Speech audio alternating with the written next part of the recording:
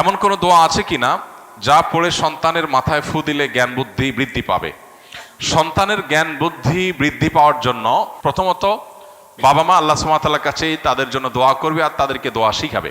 নবী করিম সাল্লাল্লাহু আলাইহি সাল্লাম প্রতিদিন সকালে এবং সন্ধ্যায় দোয়া পড়তেন, বিভিন্ন রকমের দোয়া পড়তেন। সকালে একটা দোয়া তিনি পড়তেন, আল্লাহুম্মা ইন্নী আসআলুকা ইলমান নাফিআ, আল্লাহ আপনার কাছে উপকারী জ্ঞান চাই, উপকারী জ্ঞান চাই।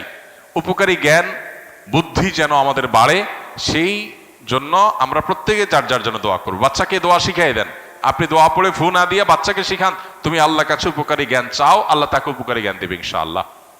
তাছাড়া উপকারী জ্ঞানের পথে যে সমস্ত অন্তরায় আছে, মোবাইল ফোনের নেশা, তারপরে সোশ্যাল মিডিয়ার আসক্তি, টেলিভিশন সহ বিভিন্ন রকমের ডোপামিনের যে আসক্তি আমাদের শিশুদেরকে ধ্বংসের দ্বারপ্রান্তে নিয়ে যাচ্ছে, সেখান থেকে শিশুকে আপনি রক্ষা করেন। শিশুর মেধা নষ্ট হওয়ার পথগুলো থেকে রক্ষা করেন, ইনশাআল্লাহ অটোমেটিক সে মেধাবী হবে, সে বুদ্ধিমান হবে। এবং আল্লাহ তাআলার কাছে দোয়া যখন করবো, ইনশাআল্লাহ শিশুকে আল্লাহ তাআলা তার জীবনে তার জ্ঞানে গুণে এবং সবকিছুতে বারাকা দান করবেন। ইসলামে কি জীবন থেকে অব্যাহতি নেওয়ার কোনো উপায় বা দোয়া আছে কিনা, যেন দুনিয়া এবং আখিরাতে কিছুই থাকবে না? এরকমটা কি সম্ভব? আমার কাজের কারণে পরকালের শাস্তি ছাড়া আর কিছুই দেখছি না। মানুষের তওবারও একটা লিমিট থাকে, আমার সেটাও নাই। এখন এত শাস্তি কিভাবে সহ্য করা সম্ভব? কারণ আমি আগুনের সংস্পর্শে কাজ করি, প্রতিনিয়ত এর উত্তাপ আমি অনুভব করি। যদি কোনো অংশ, কোনো অঙ্গ পুড়ে মনে হয় হৃদয় পর্যন্ত জ্বালিয়ে দেয়। তদুপরি পরকালে অনেকগুলো স্টেপের আযাব। এখন আল্লাহ সুবহানাহু ওয়া তাআলা এরকম কোনো অপশন রেখেছেন কিনা জানাবেন প্লিজ। যে ভাই প্রশ্নটি লিখেছেন তিনি হয়তো মনে করেছেন যে তার পাপাচার, তার নিজের প্রতি নিজের যে অবিচার, জুলুম, অন্যায়, আল্লাহর অবাধ্যতা, এটা এত বেশি হয়ে গেছে যে আখিরাতে বোধহয় আল্লাহ তাকে মাফ আর করবেন না বা মাফ করার কোনো অপশন নেই। এ ধরনের চিন্তা আমাদের অনেক ভাইদের মধ্যে, অনেক বোনদের মধ্যে আসে, বিশেষ করে তরুণদের। এবং একটা বয়সে মানুষ যখন নানা ধরনের অনাচারে ডুবে থেকে নিজের জীবনকে ধ্বংসের দ্বারপ্রান্তে নিয়ে যায়, তখন এই ধরনের চিন্তা ভাবনা আমাদের অনেকের মধ্যে চলে আসে। তো এ ধরনের চিন্তা ভাবনা যাদের মধ্যে আসে তাদের কোরআনে কারিমে একটি আয়াত পাঠ করা দরকার। আল্লাহ সুবহানাহু ওয়া তাআলা কোরআনে কারিমে বলেছেন, ওয়াতুবু ইলাল্লাহি আইয়ুহান নাস, তোমরা আল্লাহর কাছে সবাই তওবা করো। আল্লাহ সুবহানাহু ওয়া তাআলা বলেছেন, লা তাকনাতু মির রাহমাতিল্লাহ ইন্নাল্লাহা ইয়াগফিরু যুনুবা জামিআ, তোমরা আল্লাহর রহমত থেকে নিরাশ হইও না, আশা ছেড়ে দিও না, কারণ আল্লাহ তাআলা সকল গুনাহ মাফ করবেন। এই আয়াতে আল্লাহ তাআলা বলেছেন তোমরা সকল গুনাহ আল্লাহর কাছ থেকে মাফ পাবে, সকল গুনাহ তিনি মাফ করবেন। এমন কোনো গুনাহ নাই যেটা ক্ষমার অযোগ্য। যিনি প্রশ্নটি লিখেছেন তিনি লিখেছেন তওবার একটা লিমিট আছে। এটা ভুল ধারণা, তওবার কোনো লিমিট নেই। তওবা এমন একটা সিস্টেম যেটা আনলিমিটেড। বান্দার তওবার কোনো লিমিটেশন নাই যে আল্লাহ এর পরে আর মাফ করবেন না, এমন কোনো কথা কোরআন হাদিসে কোথাও বলা হয়নি।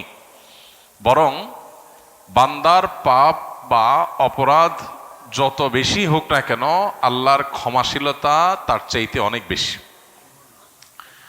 কেউ যদি মনে করে যে আমার পাপাচার এত বেশি হয়ে গেছে যে আল্লাহ মাফ করতে পারবেন না, তিনি তার পাপাচারকে আল্লাহর ক্ষমাশীলতার চাইতে বড় মনে করেন, বেশি মনে করেন, যেটা আল্লাহ সম্পর্কে তার ভুল ধারণা।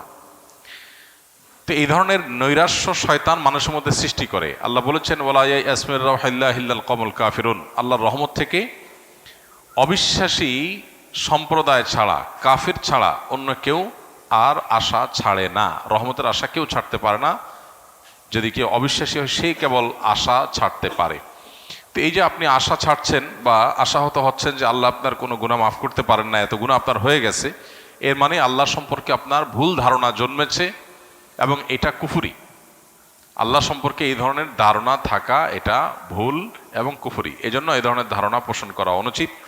আপনি আল্লাহর কাছে পরিপূর্ণ তওবা করে ফিরে আসেন, আল্লাহ তাআলা সমস্ত গুনাহ মাফ করার ওয়াদা করেছেন। আল্লাহর ওয়াদা আপনাকে বিশ্বাস করতে হবে। আপনি যেটি লিখেছেন যে জীবন থেকে অব্যাহতি নেওয়ার কোনো উপায় আছে কিনা, যে আল্লাহর কাছে আমি বলবো আল্লাহ আমি জান্নাতও চাই না, জাহান্নামও চাই না, আমাকে হিসাবের বাইর করে দেন, খাতাতে নাম কেটে দেন, পুরস্কারও চাই না, তিরস্কারও চাই না, এরকম কোনো সিস্টেম নাই।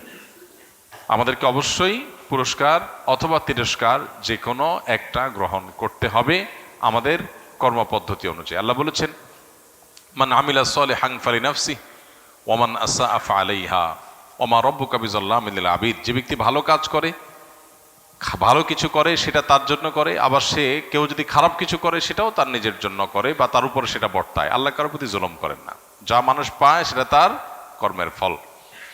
তো নৈরাশ্য বা আশাহত হওয়া এটা শয়তান মানুষের মধ্যে সৃষ্টি করে। আমাদের শয়তানের বিরুদ্ধে সংগ্রাম করতে হবে, নিরাশ হওয়া চলবে না। আমাদের বিশ্বাস রাখতে হবে আমার কাজ অপরাধের জগৎ থেকে সরে আসা, সংকল্প করা, অনুতপ্ত হওয়া, লজ্জিত হওয়া, আল্লাহর কাছে ক্ষমা প্রার্থনা করা, ভবিষ্যতে এই অপরাধ আর না করার ব্যাপারে দৃঢ় আশাবাদ ব্যক্ত করা এবং সংকল্প করা। ব্যাস এইটুকু যদি আমি করতে পারি, আল্লাহ রাব্বুল আলামিন অবশ্যই আমাকে মাফ করবেন। আমরা অনেকে মনে করি যে শিরকের অপরাধ আল্লাহ মাফ করবেন না।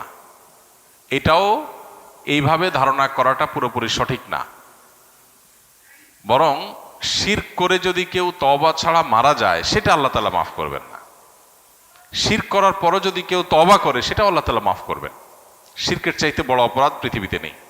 সেই শিরকের অপরাধ করার পরও, এবং শিরক একবার দুইবার না, বছরকে বছর, জীবনে হাজার হাজার লাখো লাখো অগণিত বার শিরক করেছে কেউ, কিন্তু তওবা যদি একবার করে সবগুলো মাফ হয়ে যাবে। আল্লাহ রাব্বুল আলামিন এত বেশি ক্ষমাশীল। শয়তানের কাজ হলো আমাদেরকে জাহান্নামে নেওয়া। শয়তানের সবচাইতে সংক্ষেপে জাহান্নামে নেওয়ার সিলেবাস হলো মানুষকে নিরাশ করে দেওয়া।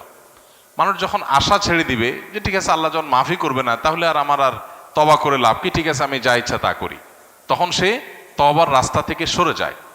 এই জন্য শয়তান আমাদেরকে নিরাশ করে, আর শয়তানের বিরুদ্ধে এই সংগ্রামে জয়ী হওয়ার চেষ্টা আমাদের করতে হবে। আল্লাহ আমাদেরকে তৌফিক দান করুন। আমরা জানি পানিতে ডুবে মারা গেলে শহীদি মর্যাদা পায়। সম্প্রতি এক কৃষক 500 টাকা বাজি ধরে 100 ডুব দিতে গিয়ে মারা যান। এ ধরনের মৃত্যু কি শহীদি মৃত্যু হিসেবে গণ্য হবে? মোটেই না ভাই, শহীদি মৃত্যু এত সহজ না। 50 টাকার লোভে কোনো ভাই যদি 100টা ডুব দিতে গিয়ে মারা যান, আল্লাহ তাআলা মাফ করুন। এটা নেহায়েতই তার বিভ্রান্তি এবং ভুল পদক্ষেপ। আল্লাহ তাআলা তার এই বান্দাকে মাফ করে দিন, আমরা দোয়া করি। তার শোক সন্তপ্ত পরিবারকে আল্লাহ তাআলা সান্ত্বনা নসিব করুন। আমাদের জীবনে অনেকে এই ধরনের হেয়ালিপনা, অনেকে এই ধরনের পাগলামো করি। এই পাগলামো করার কোনো সুযোগ নাই। ইমানদারের জীবনের মূল্য অনেক বেশি। কারণ ইমানদারের জীবনের মূল্য কি? জীবনের প্রাইস কি? জান্নাত। ইমানদারের জীবনের মূল্য কি? জান্নাত। মানে জান্নাতের মতো সবচেয়ে ছোট জান্নাত যে জান্নাতি পাবে, সেও এই পৃথিবীর কমপক্ষে 10 গুণ বড় জান্নাত পাবে। এত বিশাল জান্নাত, এত মূল্যবান নেয়ামত যে জীবনের বিনিময়ে পাওয়া যাবে, সেই জীবন 50 টাকা বিক্রি করার জিনিস না। সে জীবন সামান্য একটু বাজি ধরে আমি ধ্বংস করার জিনিস না। সে জীবন কিভাবে বিলীন করতে হয়, সেই জীবন কিভাবে উৎসর্গ করতে হয়, এটা শহীদ শরীফ ওসমান হাদিরা দেখিয়ে গেছেন।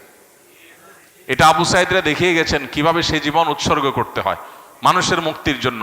এই যে অন্যায়, এই যে অনাচার সমাজে হচ্ছে, আমরা সেটা বাধা প্রদান করার জন্য যদি বের হই, আমি বলছি না আপনাকে মাস্তানি করতে, আপনি সমাজের মানুষকে অন্যায় থেকে বাধা দেওয়ার জন্য কাজ করেন, এরপরে যদি আপনার উপরে চাপ আসে, বাধা আসে, জুলুম আসে, সহ্য করেন। যদি জীবনে চলে যায়, সার্থক, শাহাদাতের মর্যাদা লাভ করবেন। অতএব এই ধরনের বাজি ধরতে গিয়ে মারা গেলে শাহাদাতের মর্যাদা এত সস্তা জিনিস না। হ্যাঁ, এটা ঠিক যে হাদিসে আছে পানিতে ডুবে মারা গেলে শাহাদাতের মর্যাদা পাওয়া যায়। সেটা কে? অ্যাক্সিডেন্টলি যদি কেউ পানিতে ডুবে মারা যায়, এটা তো অ্যাক্সিডেন্টলি মৃত্যু বলা যাবে না, বরং এটা নিজেকে বিপদের দিকে ঠেলে দেওয়া বলা যায়। আল্লাহ তাআলা বলেছেন ওয়ালা তুলকু বিআইদিকুম ইলা তাহলুকা, তোমরা নিজেদেরকে ধ্বংসের দিকে ঠেলে দিও না। এটা ধ্বংসের দিকে ঠেলে দেওয়া। আপনার নিশ্চিত কষ্ট হবে, বিপদ হবে, জেনেও সে কাজটা করা আপনার জন্য জায়েজ নাই পার্থিব কারণে। হ্যাঁ, আল্লাহর সন্তুষ্টির জন্য, আল্লাহর রাহে, আল্লাহকে খুশি করবার জন্য যদি আপনার জীবন যৌবন সবকিছু দিয়ে দিতে হয়, এটা সার্থকতা। এটা সার্থকতা, কারণ এর বিনিময়ে আপনি জান্নাত লাভ করবেন। তো যাই হোক, আল্লাহর বান্দা, তার ফয়সালা আল্লাহ তাআলাই করবেন। আমরা দোয়া করি আল্লাহ তাআলা তাকে মাগফিরাত নসিব করুন। আমরা দোয়া করি আল্লাহ তাআলা তার শোক সন্তপ্ত পরিবারকে সান্ত্বনা নসিব করুন। তবে এই ধরনের কাজ কারোর করা উচিত না, এবং যারা বাজি ধরেছে তার সাথে, তাদের ব্যাপারে পুলিশি তদন্ত হওয়া উচিত। যে একজন মানুষকে 50 টাকার বাজি ধরে 50 টাকার লোভ দেখিয়ে বা যেভাবেই হোক এভাবে 100 ডুব দেওয়ার জন্য এরকম রিস্কি কাজের মধ্যে ঠেলে দেওয়া, এটা আদৌ তার কোনো এটার পেছনে কোনো দুর্বিসন্ধি আছে কিনা, বা এই ধরনের হেয়ালিপনা সেই বা কেন করলো, এটা জবাবদিহিতার আওতা আনা উচিত। মানুষের জীবন এত সস্তা না। অতএব আমরা কোনো অবস্থায় এই ধরনের হেয়ালিপনায় যাব না।